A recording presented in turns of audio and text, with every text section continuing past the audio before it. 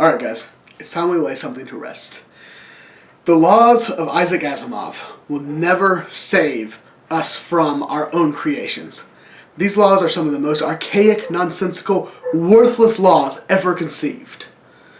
And what better way to showcase this than with the Mega Man series?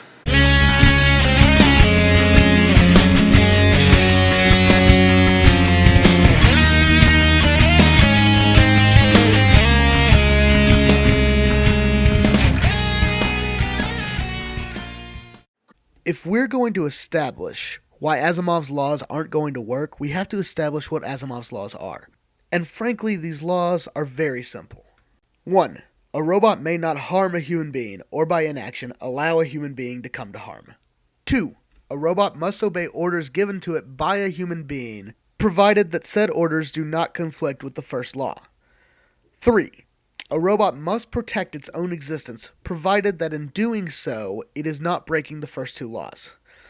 Asimov also later added a fourth law, the zeroth law, so called because it supersedes the three laws that came before it. Law 0. A robot may not harm humanity, or, by inaction, allow humanity to come to harm.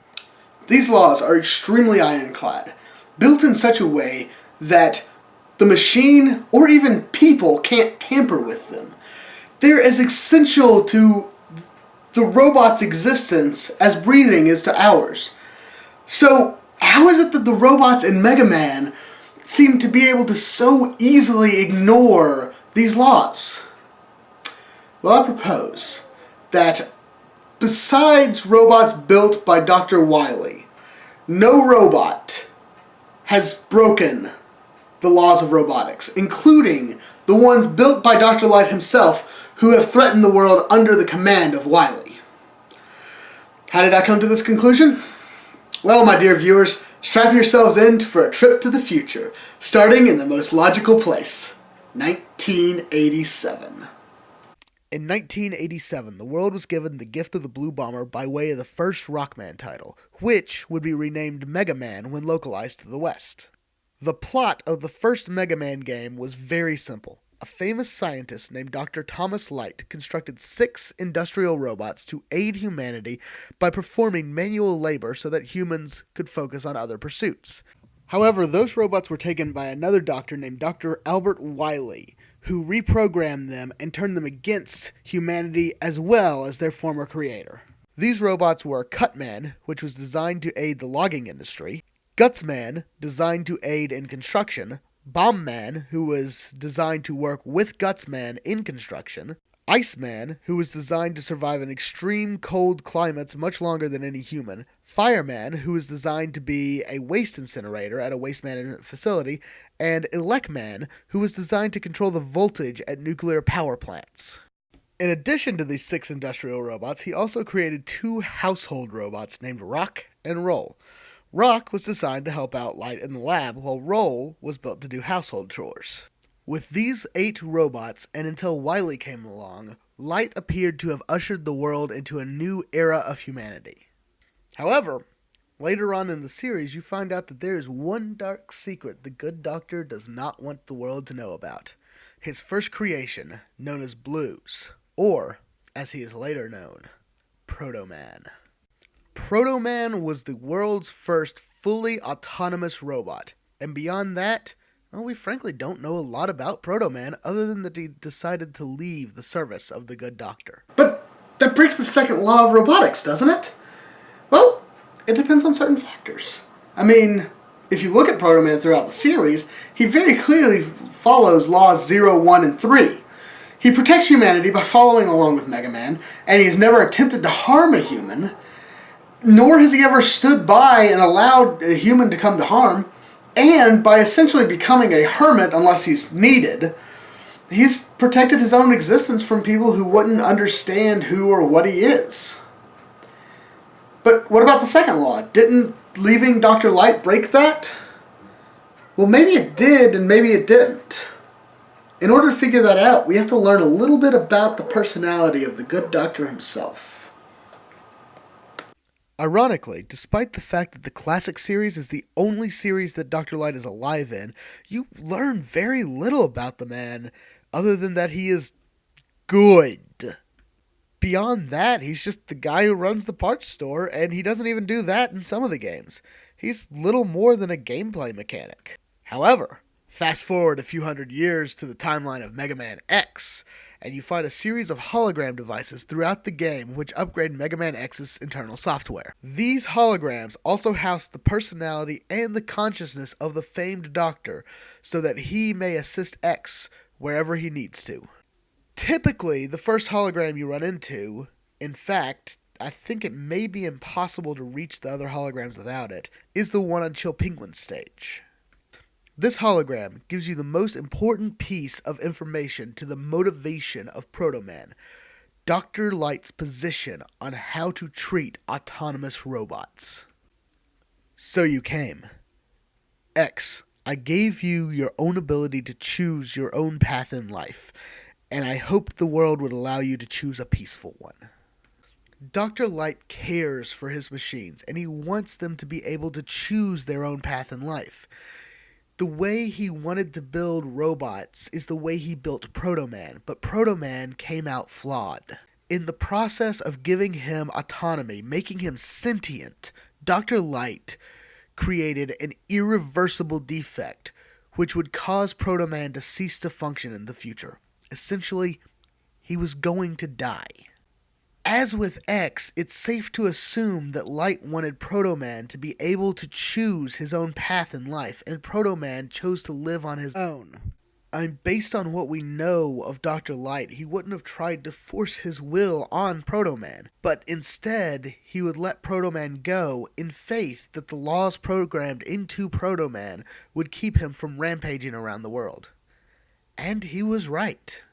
Not only did Proto Man not rampage and try to cause a robot uprising, but he also became one of the greatest protectors of the world, even if it was mostly in the shadows.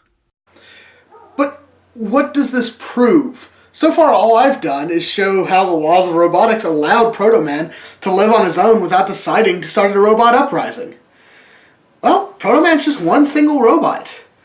What about the other ones? You know, the ones that actually do endanger humanity? Alright, these guys. These guys are clearly breaking the laws of robotics. I mean, look at them. They're attacking human cities, endangering the lives of humans, and not following the orders given to them by humans. But the question really is, in this case, do they know that? If I told you don't eat food off the floor, you know exactly what I mean.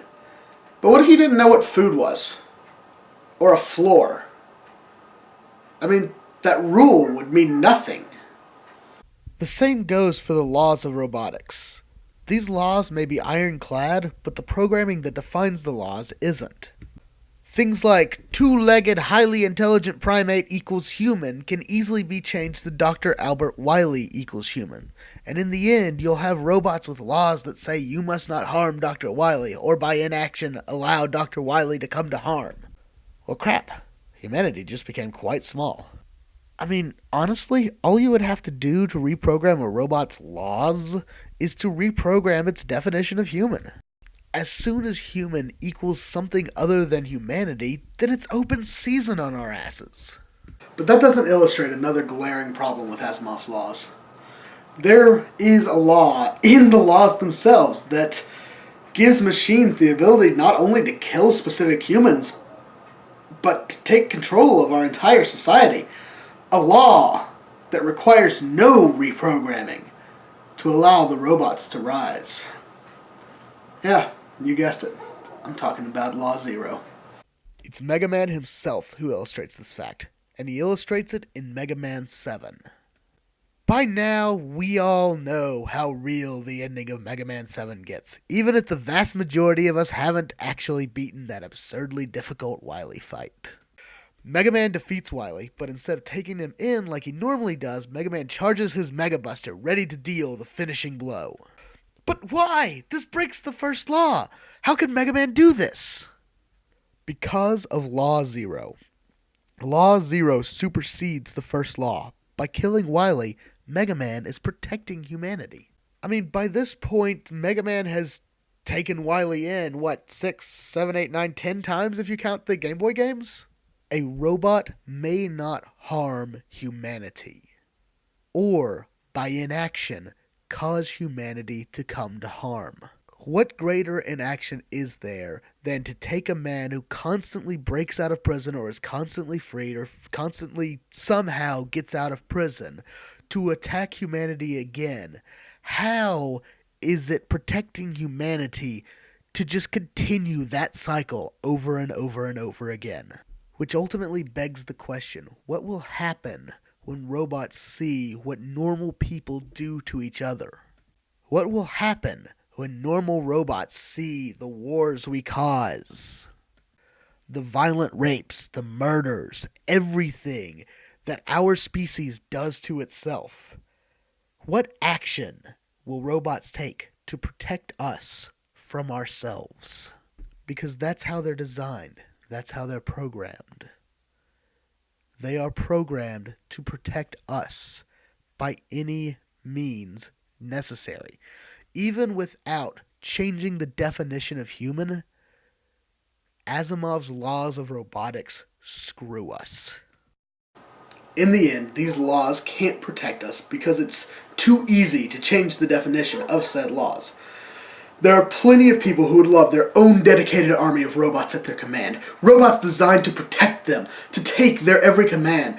And even if no one tampers with the 3 laws, or just outright creates robots that don't possess them, then the 0th law gives license to a robot uprising to protect us from ourselves. And by God, if we ever try to control sentient robots with the laws of robotics. What's that? What's that sound?